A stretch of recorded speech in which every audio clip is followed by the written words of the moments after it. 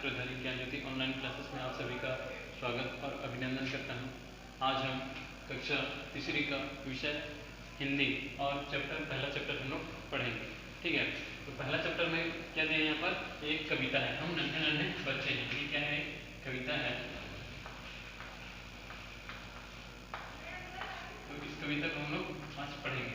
तो कविता जैसे पढ़ने से पहले हम लोग यहाँ पर कुछ शब्दार्थ दिए गए हैं, उसको मैं आप लोग को समझा दे रहा हूँ और इसको अगर आप लोग समझोगे तो कविता पढ़ने में आप लोग को और समझने में कुछ कठिनाई नहीं होगा। ठीक है, तो यहाँ पर शब्दार्थ का मतलब है कठिन, जो डिफिकल्ट वर्ड, कठिन शब्द रहते हैं उसको हम लोग बोलते हैं शब्दार्थ। दृढ़, दृढ़ का मतलब क्या है, मजबूत। इच्छा शक्ति, इच्छा शक्ति का मतलब है मन की ताकत, मन के अंदर जो ताकत है इसको बोलते हैं हम लोग इच्छा शक्ति। श्रद्धा, श्रद्धा का मतलब है विश्वास, यानी एक दूसरे के ऊपर हम लोग विश्वास करते हैं, उसको बोलते हैं श्रद्धा। धुन, धुन का मतलब है लगन। और हिमगिरी, हिम का मतलब है पर्वत और हिम का मतलब है बर्फ और गिरी का मतलब है पर्वत। तो बर्फ का पर्वत को हम लोग क्या बोलते हैं, हिमालय पर्वत, यानी हमारे देश में हिमालय पर्वत ही बर्फ का पर्वत माना जाता है। जननी, जननी का मतलब है माँ और माता भी कहते हैं। ध्वजा, ध्वजा का मतलब है झंडा, क्या है, ध्वजा का मतलब झंडा। फिर पथ, पथ का मतलब है रास्ता और मार्ग। भय, भय का मतलब है डर। ठीक है, तो आज हम चैप्टर 1 का हम नन्हे नन्हे बच्चे हैं, ये कविता को पढ़ने जा रहे हैं। और ये कविता में कवि कौन है, सोहनलाल द्विवेदी। कौन है, एक बार और मैं पढ़ रहा हूँ। चैप्टर 1 में, चैप्टर 1 का नाम है हम नन्हे नन्हे बच्चे हैं और ये कविता के कवि हैं सोहनलाल द्विवेदी। ठीक है, तो इस कविता में यानी कवि देश प्रेम के बारे में बोल रहे हैं, यानी हम भारत के संतान हैं, भारत के बच्चे हैं, तो हम हमारे कर्तव्य है कि हम देश के प्रति कितना हम अपने देश को प्रेम करें और अपने देश को किस तरह से आगे ले जाएं, उसके बारे में यहाँ पर दिया गया है। ठीक है, तो छोटे बच्चे भी अपने अंदर कितने हाव भाव से अपने देश को प्रेम करते हैं, प्यार करते हैं, उसके बारे में यहाँ पर दिया गया है। तो हम अपने देश के बारे में कितना हमें सजग रहना है और हमारे देश के लिए हमें किस तरह से काम करना है, उसके बारे में हम लोग इस कविता के माध्यम से पढ़ना चाहते हैं। ठीक है, तो यहाँ पर क्या है कि हम नन्हे नन्हे बच्चे हैं, नादान उम्र के कच्चे हैं, यानी बच्चे भी जितने रहते हैं वो सब क्या रहते हैं, यानी बच्चे का उम्र कम रहता है, जितने भी बच्चे रहते हैं उनकी उम्र कम है। जैसे कि अभी आप लोग कक्षा तीसरे में पढ़ रहे हो तो आपकी उम्र कितना होगा, लगभग वही 7 से 8 के बीच। ठीक है, 7 8 या फिर 9, कोई 9 रहते हैं, कोई 7 या 8 के बीच में रहते हैं।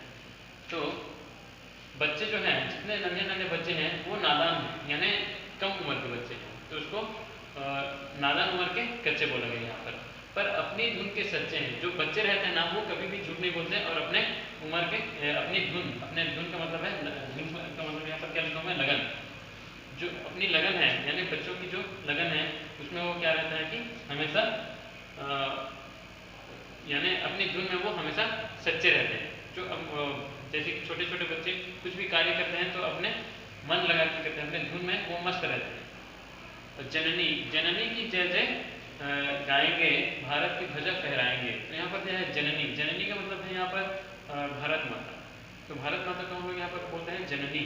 तो यहाँ पर क्या है, जननी की जय जय गाएंगे, यानी जो छोटे बच्चे हैं वो क्या बोलते हैं कि यहाँ पर हम लोग भारत माँ की जय जय गाएंगे, यानी अपने देश की, जो हम जिस देश में जन्म लिए हैं उस देश में हम लोग पले बड़े हैं, तो उसी देश को हम लोग जय जय गाएंगे, उसी देश के हम लोग जय जय गान करेंगे और उस देश को हम लोग क्या करेंगे, प्रेम करेंगे। तो यहाँ पर क्या है, कवि बोल रहे हैं कि जननी की जय जय गाएंगे, भारत की ध्वजा फहराएंगे। तो यहाँ पर है कि हम लोग अपने भारत की जय जयकार करेंगे और भारत का ही झंडा हम लोग हमारे देश में फहराएंगे, ऐसे बोल करके बच्चे बोल रहे हैं वहाँ पर। अपना पथ कभी ना छोड़ेंगे, अपना प्रण कभी ना तोड़ेंगे। जो हमारा पथ है, पथ का मतलब है यहाँ पर रास्ता और मार्ग, पथ का मतलब है यहाँ पर रास्ता और मार्ग।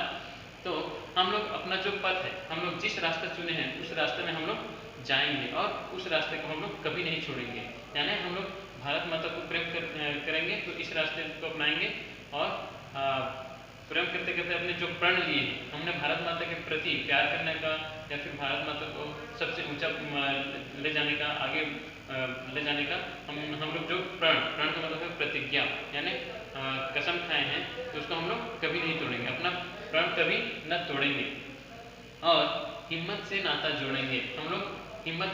वाले बच्चे हैं तो हम लोग हिम्मत से नाता जोड़ेंगे। हम हिमगिरी पर चढ़ जाएंगे, भारत की ध्वजा फहराएंगे। हिमगिरी का मतलब क्या है यहाँ पर? हिम का मतलब है बर्फ और गिरी का मतलब है पहाड़। तो हम लोग बर्फ के पहाड़ में भी हम लोग चढ़ जाएंगे। तो बर्फ के पहाड़ यहाँ पर भारत देश में कहाँ पर है? हम लोग कहाँ पर देखते हैं? जम्मू कश्मीर में। तो जम्मू कश्मीर में हमारे सैनिक भी वहाँ पर बहुत इतने ठंड में और इतने ठंड को सहकर भी हमारे देश के लिए उन लोग क्या कर रहे हैं? लड़ रहे हैं। तो हमारे देश के लिए सैनिक अगर इतना कर सकते हैं हमारे लिए, तो हम लोग सैनिक के लिए या फिर बड़े होकर के सैनिक बन करके हम लोग भी उनके बच्चे को या फिर किसी हमारे भारत देश को क्यों रक्षा नहीं करवाएंगे बोल करके ये सब बच्चे जो हैं वो बोल रहे हैं। हिमगिरी पर चढ़ जाएंगे, भारत की ध्वजा फहराएंगे। हम लोग बर्फ के पहाड़ पर भी चढ़ जाएंगे और क्या करेंगे कि भारत की जो ध्वजा है, ध्वजा का मतलब यहाँ पर है झंडा, तो भारत की ध्वजा को हम लोग क्या करेंगे? हिमगिरी पर चढ़ करके उसको भी हम लोग फहराएंगे। हम भय से कभी न डोलेंगे। तो भारत के बहुत साहसी वीर पुरुष ऐसे जन्म हुए हैं हमारे भारत में। भारत में बहुत ही ऐसे महापुरुष हैं जिसकी हम अभी भी व्याख्या करें तो कम है, ठीक है? जितना भी हम लोग उसके तारीफ करें तो उतना ही कम है। तो भारत में बहुत सारे महापुरुष, वीर पुरुष और ऋषि मुनि जितना भी भारत में जन्म हुए हैं ना, वो सब महान महान व्यक्ति बने हुए हैं। जैसे कि स्वामी विवेकानंद, दयानंद सरस्वती और बहुत सारे ऐसे ऋषि मुनि हैं जो कि भारत में जन्म होकर के भी पूरे विश्व में उनका नाम रोशन है, अभी उनका नाम अभी भी गाते हैं, ठीक है? तो ऐसे हम लोग भारत के बच्चे हैं, तो हम लोग क्या करेंगे कि हिमगिरी पर चढ़ जाएंगे और हिमगिरी पर चढ़ने के बाद में क्या करेंगे? भारत का जो झंडा है, ध्वजा है, उसको हम लोग क्या करेंगे?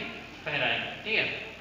तो इस तरह से बच्चे ने अपने रास्ता चुने हैं और उसके हिसाब से अपने भारत को प्रेम करते हुए अपनी भारत जन्मभूमि को प्रेम करते हुए आगे बढ़ने की हम लोग चेष्टा कर रहे हैं और भारत को भी आगे ले जाने की ओर आगे ले जाने में वो लोग चेष्टा कर रहे हैं, ठीक है? हम भय से कभी ना डोलेंगे।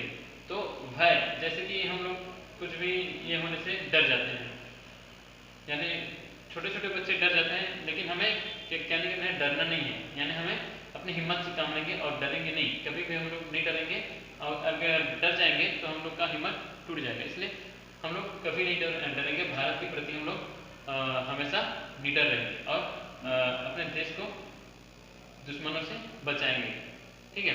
अपनी ताकत को तोलेंगे, यानी अपनी ताकत दिखा करके दुश्मनों को हम लोग भगाएंगे। अपने देश से दूसरा देश में, यानी जिस देश से आए हैं उसी देश में हम लोग भगा देंगे। जैसे कि अभी हमारे देश में पाकिस्तान और हमारा इंडिया, यानी पाकिस्तान इंडिया बरसों से लड़ाई झगड़ा होते आ रहे हैं। किस लिए? मुल्क के लिए। वो जो हमारे देश का जो कश्मीर है उसके लिए बहुत लड़ाई झगड़ा हो रहा है। तो इसीलिए हम लोग क्या करेंगे कि उनको हम लोग जो हमें डराएंगे तो उसको हम लोग करारा जवाब दे पाएंगे। यानी हमारे पास इतना ताकत है कि हम लोग दुश्मनों को भी हम लोग अपने ताकत से उनको डरा भी सकते हैं बोल करके यहाँ पर सोहनलाल द्विवेदी जी ने कविता लिखे हैं। तो जननी की जय जय बोलेंगे। फिर हम लोग क्या बोलेंगे कि अपने जो भारत माँ है, यानी जन्मभूमि, हम लोग जहाँ पर जन्म लिए हैं उस जन्मभूमि को हम लोग प्रणाम करके और जय जय उनके जय जयकार करेंगे। अपना सिर भेंट चढ़ाएंगे, यानी अपने सिर भेंट चढ़ाएंगे का मतलब है यहाँ पर कि अपने आप को भारत माँ के प्रति समर्पित कर देना, यानी कुर्बान कर देना। तो हम लोग अभी जो जन्म लिए हैं, तो जन्म हुए हैं तो अपने दुनिया में तो बहुत सारे जन्म हुए हैं, जैसे कि पशु है, पक्षी है, लेकिन खुद के लिए जो जन्म होते हैं वो दूसरे के काम नहीं, या फिर उसको मनुष्य नहीं कहा जाता। जो दूसरे के काम में आते हैं उसी को हम लोग मनुष्य या सच्चा वीर पुरुष या और कुछ ऐसे ही उसको बोलते हैं, ठीक है? तो यहाँ पर जो अपने लिए छोड़ करके दूसरे के लिए जैसे जीते हैं उसको हम लोग महान बोलते हैं, है कि नहीं? जैसे कि यहाँ पर हमारे देश में बहुत सारे महापुरुष हैं जो हम अपने लिए छोड़ करके दूसरों के लिए ही जिए हैं। जैसे हमारे महापुरुष बहुत सारे हैं, उसमें से एक महात्मा गांधी हैं, वो अपने देश के लिए पूरा अपना जीवन तक भी न्यौछावर कर दिए, ठीक है?